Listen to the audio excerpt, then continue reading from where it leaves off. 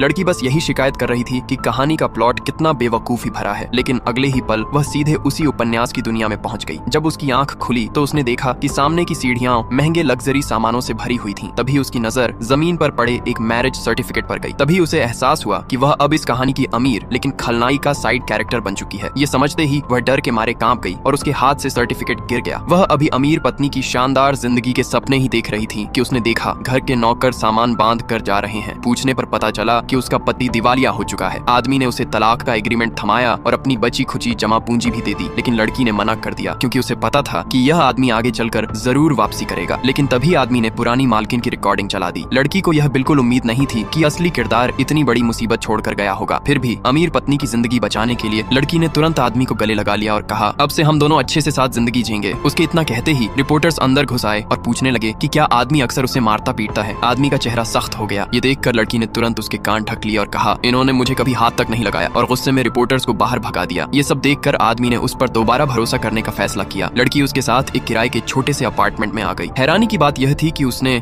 न तो जगह को छोटा कहा, न ही नाक भौंसी कोड़ी। उल्टा वह बोली, यहाँ धूप बहुत अच्छी आती है। सफाई के बाद आदमी ने देखा कि लड़की के पैर में चोट लगी है। उसने खुद बैठकर उसके जख्म पर दवा लगाई। लड़की ने इस मौके पर उसका भरोसा और मजबूत कर लिया। आदमी ने कंपनी बचाने के लिए उससे माफी मांगी। इसके बाद वह हर जगह निवेश ढूंढने जाने लगा, लेकिन लोग सिर्फ उसका अपमान करना चाहते थे। जब वह गुस्से से भरने ही वाला था तभी लड़की वहां पहुंची। उसने सामने वालों को डांटा और आदमी के हाथ में एक बैंक कार्ड थमा दिया। यह देखकर वे लोग गुस्से में चले गए। असल में लड़की ने अपने सारे लग्जरी सामान बेच दिए थे ताकि आदमी का भरोसा जीत सके। उसने बाकायदा एक इन्वेस्टमेंट एग्रीमेंट भी लिखा। ये सब देखकर आदमी पूरी तरह भावुक हो गया। इसके बाद लड़की रोज घर पर प्यार से इंस्टेंट नूडल्स बनाती रही और आदमी मेहनत से निवेश ढूंढता रहा। रोज की बातें उसे बताता रहा। लेकिन उसी दिन अचानक आदमी को क्लास रियूनियन में जाना पड़ा, जहाँ कहानी की असली नायिका भी मौजूद थी। लड़की चौकन्नी होकर वहाँ पहुंची, लेकिन किस्मत से उसका सामना अपने एक्स बॉयफ्रेंड से हो गया। वह बोला, अब तलाक ले लो, मैं तुम्हें अपने साथ रख लूंगा। ये सुनते ही लड़की ने हाथ उठाया और उसे जोरदार थप्पड़ मार